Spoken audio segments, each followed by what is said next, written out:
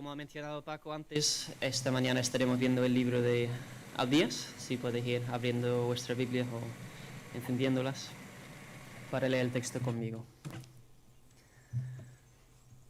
Me da a mí que los que tenéis la Biblia en el móvil vais a ganar a los que la Biblia en papel esta mañana. Un libro chiquitito, un capítulo nada más, 21 versículos, que lo leeremos entero. Ahí en el orden tradicional, después del libro de Amós, me parece, y antes de Jonás, si eso ayuda. O el botón adecuado.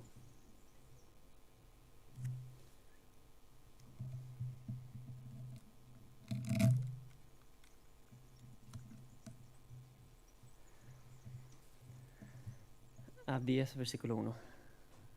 Se lee así. Visión de Abdías. Así dice el Señor Dios a Edom. Oímos un mensaje de parte del Señor. Un mensajero ha sido enviado a las naciones. Levantaos a combatir contra él. He aquí, te empequeñezco entre las naciones, para que sean despreciados en gran manera. La soberbia de tu corazón te engañó, habitando en rocas encubiertas, y en la altura de su morada, pensando, ¿quién me derribará por tierra? Si fueres elevado como el águila, y entre las estrellas pusieras tu nido, de ahí te derribaré, dice el Señor. Si te invadieran saqueadores o ladrones nocturnos, ¿no te quedarías destruido? ¿Te robarían mesuradamente? Si vinieran a ti vendimiadores, ¿te dejarían rebuscos? ¿Cómo serás escudriñado, Esaú, rebuscado en tus tesoros escondidos? Tus aliados te han empujado a la frontera, te engañaron y te dominaron los que están en paz contigo. Tu pan han puesto como emboscado contra ti. No hay discernimiento en él. No destruiré en aquel día, dice el Señor, de Edom la sabiduría y del monte de Saúl la inteligencia. Tus valientes, oh Temán, serán acobardados, y los varones del monte de Saúl exterminados, a causa de la violencia contra tu hermano Jacob. Te cubrirá la vergüenza, y para siempre serás destruido. Aquel día te pusiste de bando contrario, el día que los bárbaros capturaron su fuerza. Cuando los extraños entraban por sus puertas, cuando echaban suerte sobre Jerusalén, tú eras como uno de ellos. No mires en el día de tu hermano su día funesto, ni alegrarte a costa de los hijos de Judá en el día de su desastre, ni jactarte en el día de su angustia, ni entrar por la puerta de mi pueblo en el día de su ruina. Ni mirar su desgracia en el día de su ruina, ni echar a mano a sus bienes en el día de su ruina, ni acechar en las encrucijadas para asesinar a sus fugitivos, ni vender a sus supervivientes en el día de la angustia. Porque el día del Señor se acerca para todas las naciones. Lo que hiciste te lo harán. Sobre tu cabeza recompensarán tus hechos, porque como bebiste en mi santo monte, así continuamente todas las naciones beberán. Sí, beberán y tragarán, y serán como si nunca hubieran sido. Pero en el monte Sión quedará un remanente y será santo. Y la casa de Jacob será el fuego, y la casa de José la llama, y la casa de Esaú hojarasca, caerá hasta consumirse. Y la casa de Esaú no quedará nadie, porque el Señor lo ha dicho. Poseerán el Negev y el monte de Esaú, poseerán las tierras bajas y las filisteas, poseerán los campos de Efraín y los campos de Samaria, Benjamín con Galaad, de los desterreros de esta fortaleza Canaán hasta Sarepta, y los desterrados de Jerusalén hasta Efrata poseerán las ciudades del Negev. Y los salvados subirán del monte Sión para juzgar en el monte de Esaú, y el reino será del Señor. Amén. Oramos. Padre, esta mañana te adoramos como Rey de Reyes y Señor de Señores. Ayúdanos esta mañana con tu Espíritu Santo para entender tu palabra y ser santificados cada vez más por ella, Señor. Produce en nosotros el fruto del arrepentimiento y la fe, y también el fruto de la esperanza, para la gloria de tu nombre. Amén. Por un día de estos, comenzaré una predicación sin una ilustración del boxeo. Hoy no es ese día. En el boxeo, al final de la pelea, siempre hay, muchas veces, si va a la distancia, los 12 asaltos o 10 en el caso del boxeo femenino, pues el que anuncia el ganador y el perdedor le gusta crear un momento de tensión, ¿no? Leyendo la puntuación de los 3 jueces, y hay un momento de silencio. Pero hay una frase muy curiosa que alguien defendiendo sus cinturones, el campeón actual, o el retador, el que quiere quitar a la otra persona los cinturones, los cinturones, para romper el silencio y la tensión y anunciar el ganador sin decir su nombre, y dice: señores y señoras, vuestro ganador o todavía campeón, o dice nuevo campeón, y antes de decir el nombre incluso, pues todo el mundo sabe quién ha ganado. Es una tradición y ahí para aumentar la tensión. Fue una visión errónea desde mi punto de vista, y tristemente a lo largo de la historia ha habido personas, incluso algunos cristianos, que han adoptado una visión parecida en cuanto a los destino del universo entero, de la historia entera, ¿no? Una especie de dualismo en el cual hay una tensión, hay una rivalidad entre Dios y el diablo, y a ver quién va a ganar al final, quién lo va a anunciar, ¿no? Pero creo que la Biblia lo pone muy fácil y muy claro, que hay un rey sentado en el trono de los cielos, soberano, poderoso, sin rivales, y que tiene toda la historia en sus manos. Suyo es el reino, como oramos en el Padre Nuestro, tuyo es el reino, Señor. Y aún así, aun siendo probablemente el camino menos lógico, sigue habiendo muchísimas personas que se oponen a sus propósitos, a los propósitos de Dios. Edom, entre ellos, como veremos en el texto de hoy. Para daros un poco el contexto de este libro corto, sin el contexto no se puede entender del todo, en el evento del exilio y la conquista, la invasión de Jerusalén en el año 586 a.C., vinieron los babilonios, provocado, por una parte, por la rebelión de algunas naciones de la zona, Judá, y entre ellos Edom también. Ahora vienen los babilonios y Edom se cambió de bando y rebelde contra Judá, ayuda a los invasores. Entonces están aprovechando este momento de la conquista, del exilio de Jerusalén, de Judá, aprovechando el momento de más debilidad de su hermano, como veremos en el texto de hoy. Y el capítulo se podría dividir en 3 partes, del 1 al 7, la arrogancia de Edom, sin fundamento. Del 8 al 16, la traición sin provocación, y del 17 al 21, la restauración sin fin. Primero, la arrogancia sin fundamento. Volvemos al versículo 1, la visión de Abdías. Así dice el Señor Dios a Edom. Oímos el mensaje de parte del Señor, un mensajero ha sido enviado a las naciones, levantaos a combatir contra él. Ahora, el texto aquí no está tan claro en si el contra él se refiere a Judá. Podría significar que, pues, como el Señor al final había reunido esas naciones para invadir y corregir, castigar a su pueblo, o bien podría referirse a Edom, para recordarnos que incluso Edom o cualquier otra nación no hay un escape. Todo el mundo va a recibir de esta justicia del Señor. Dice el versículo 2, te empequeñezco, ahora sí, hablando de Edom, entre las naciones, va a ser un don nadie, para que seas despreciado en gran manera. A pesar de las apariencias, a pesar de lo que se vea, hay una realidad espiritual detrás. Hay un solo rey. A pesar de los eventos que vemos en el mundo, al final hay un solo rey, y las cosas no son como parecen a veces.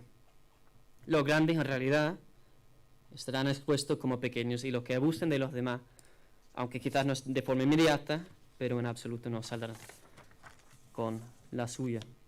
Hay una justicia divina para todas las naciones, como veremos más adelante. Versículo 3, la soberbia de tu corazón te engañó. Se engañó por su propia arrogancia, por su propio orgullo, y quizás me hizo pensar esta semana que quizás probablemente no hay otro pecado más engañoso para cada uno de nosotros que el orgullo, ¿no? O la arrogancia. Porque es difícil reconocerlo a veces. ¿Te sientes seguro en tu situación basado en qué? ¿Te sientes que ningún mal te podría alcanzar en esta vida? ¿Según cuál es evidencia? ¿No? No estamos en control de absolutamente nada. Si a lo mejor te sientes suficientemente fuerte para lidiar con la vida cristiana, pues sin buscar al Señor en oración, pues basado en qué, esa actitud, ¿no? ¿De dónde lo sacamos?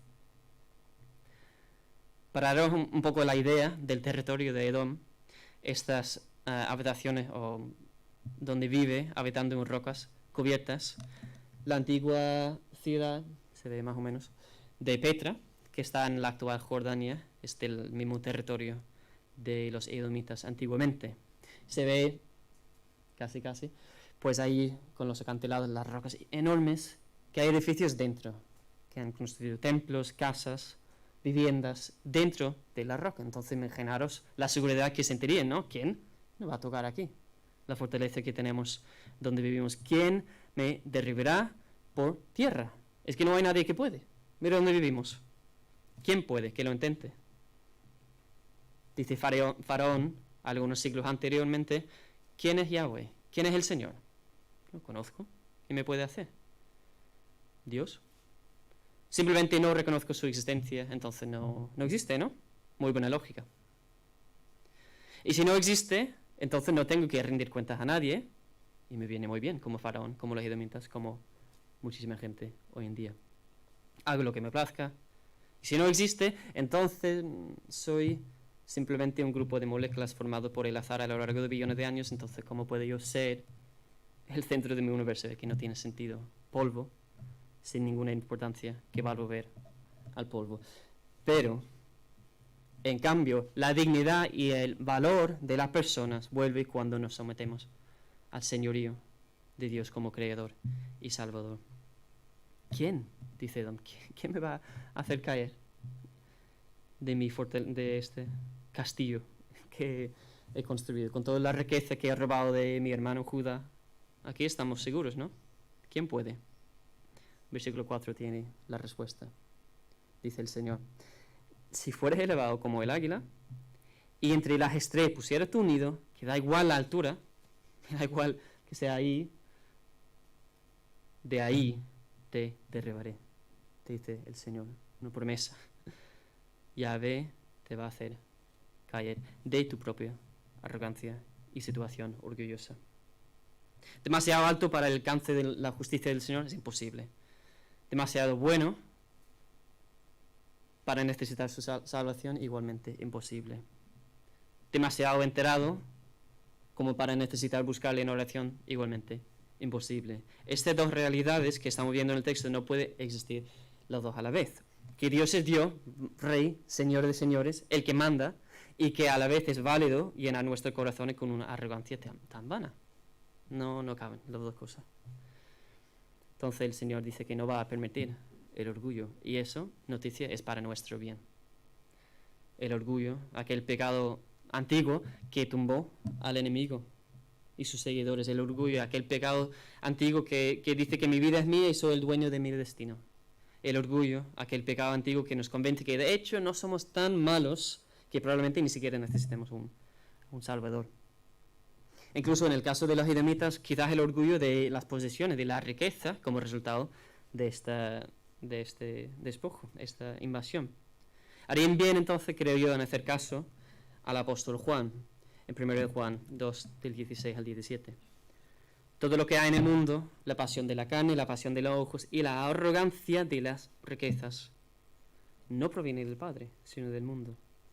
Y el mundo pasa, y sus pasiones, pero el que hace la voluntad de Dios permanece para siempre.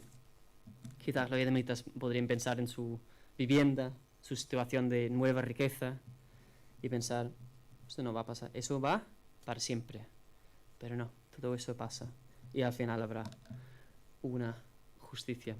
Con toda esa riqueza robada, como he mencionado, si incluso, dice el versículo 5, si los ladrones y los delincuentes saben cómo terminar con su trabajo, no lo van a hacer mesuradamente, robando los bienes que evidentemente ni siquiera pertenecen a ellos, normal, pues cuanto más el Señor, dueño de todo y de todos, terminará de forma plena con el orgullo vacío de sus enemigos, los que se rebelan contra su reino, que no lo va a hacer a medias. Versículo 6. ¿Cómo será escudriñado Esaú rebuscado en sus tesoros escondidos. Tus aliados te han empujado a la frontera, te engañaron y te dominaron. Los que están en paz contigo. Tu pan han puesto como emboscado contra ti. Y no hay discernimiento en él. Lo más triste es que ni siquiera se da cuenta de lo que viene. Lo que hayas causado, recibirás. Es una justicia, ¿no?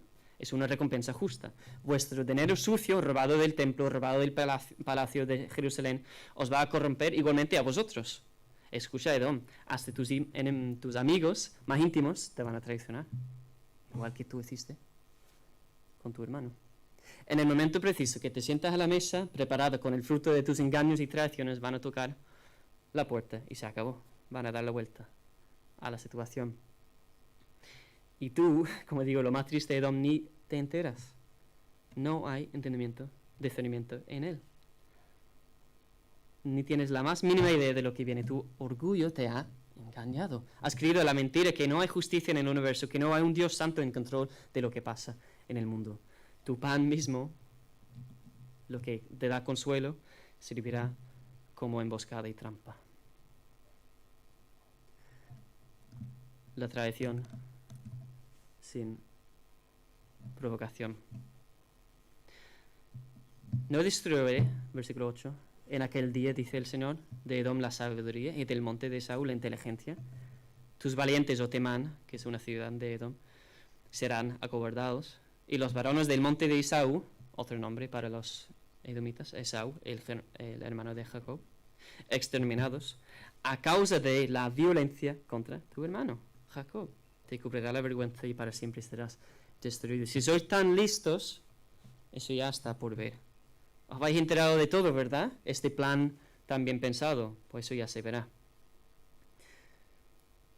Quizás eres una persona esta mañana que tiene una respuesta para todo, ¿no? O sabéis, conocéis a alguien así que tiene una respuesta, como lo llamamos, un saber a todo, uno que tomará las decisiones según su propia sabiduría. Pues Edom era así, los edomitas. Los fuertes resultarán débiles.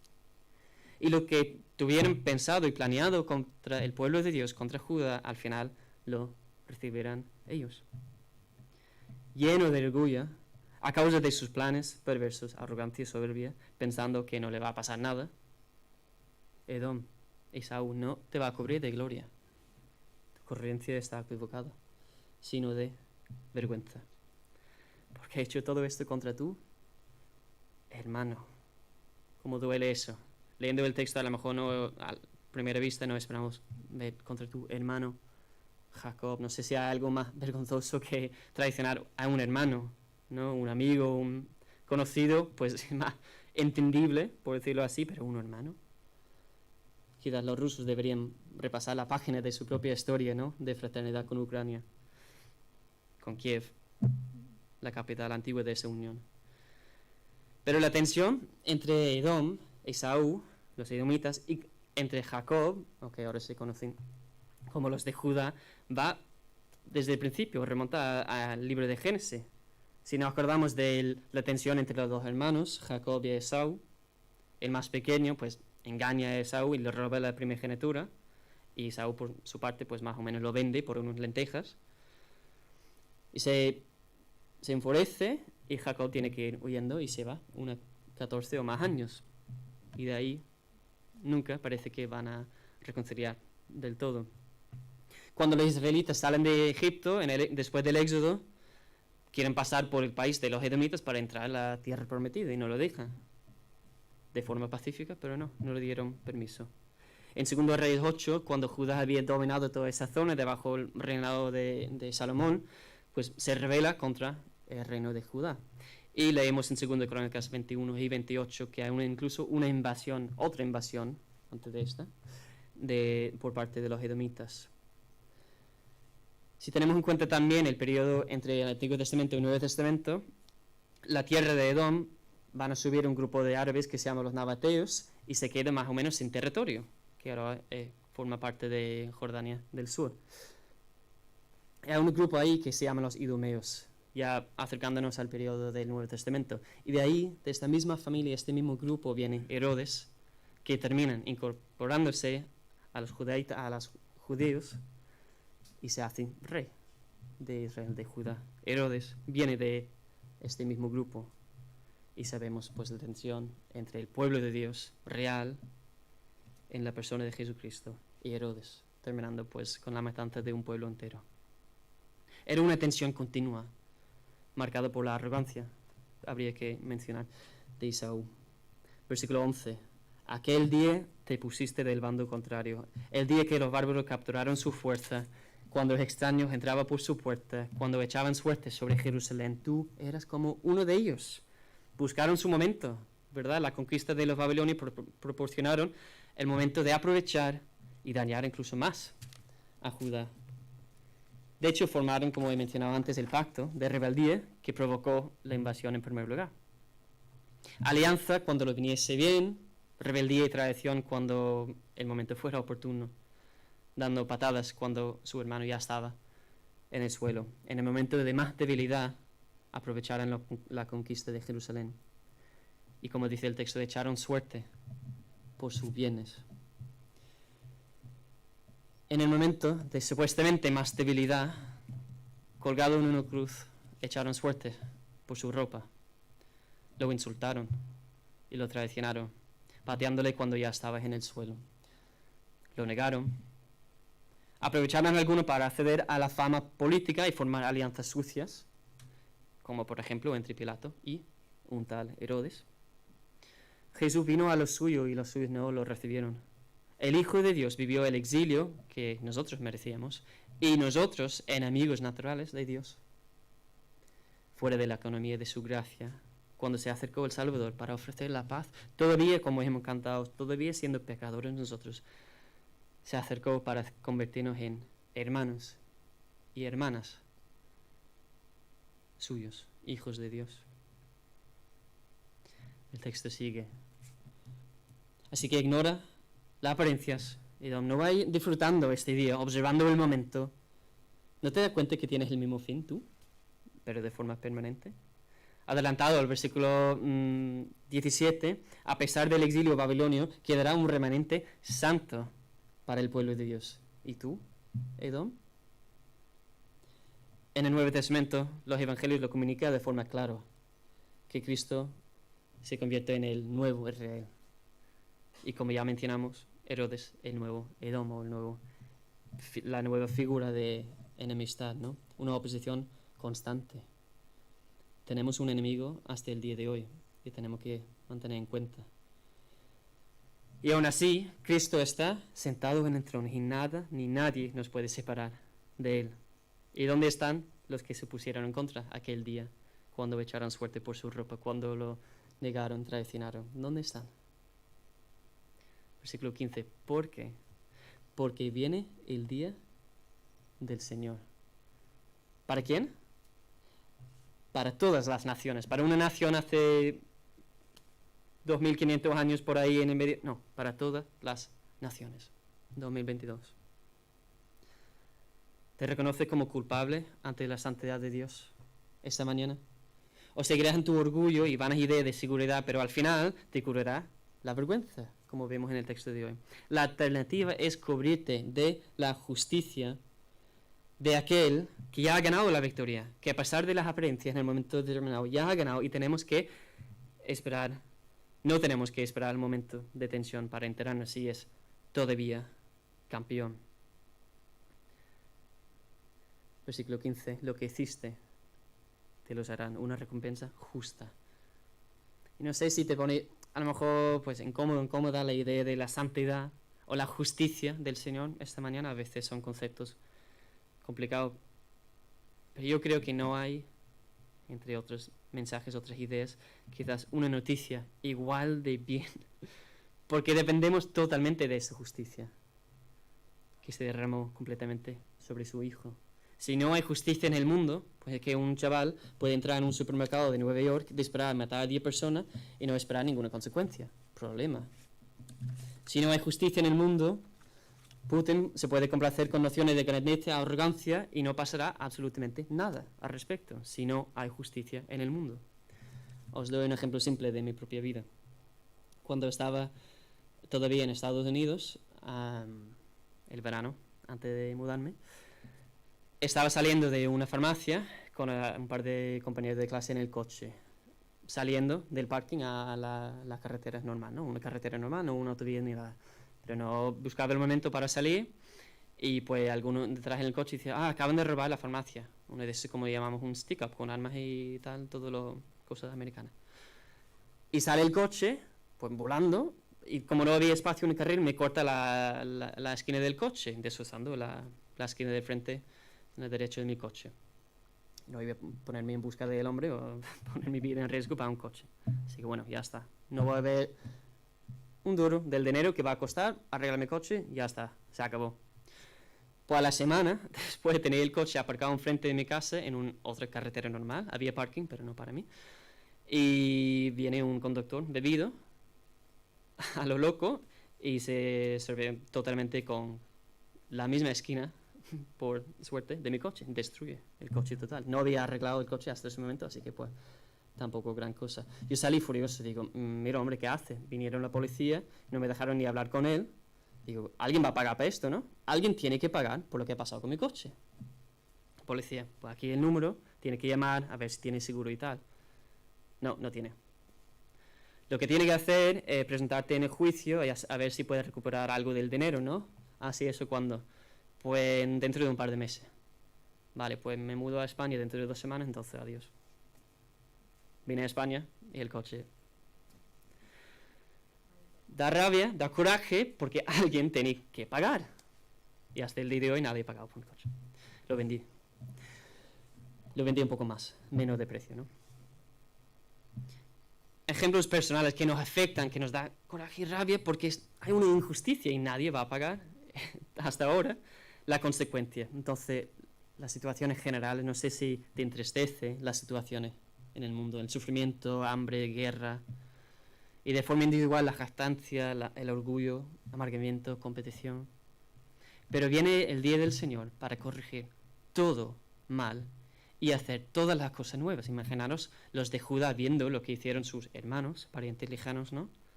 Alguien tiene que pagar por lo que han hecho. Viene el día del Señor para todas las naciones. Y no nos vayamos creyendo que somos tan mucho mejores cuando la misma sangre divina tuvo que ser derramada para limpiarnos de nuestros pecados. El cordero, humilde y manso, es también el león que ruge.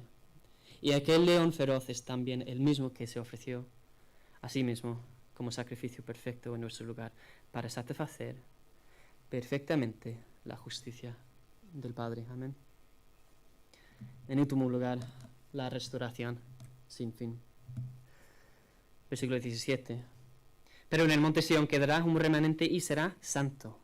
Y la casa de Jacob poseerá a los que lo poseyeron. Justicia. La casa de Jacob será el fuego y la casa de José, más o menos lo mismo, la llama. Y la casa de Esaú, hojarasca, que arderá hasta consumirse. Y de la casa de Esaú no quedará nadie, porque el Señor lo ha dicho. Si has estado fijando en el texto hasta este punto, ha mencionado el monte de Esaú, el monte de Esaú, el monte de Esaú, como esta fortaleza, esta situación de grandeza, seguridad. Pero hay otro monte en el texto, el monte Sión, donde mora la justicia, como dice en 2 Pedro, en cuanto a la nueva Jerusalén, ¿no?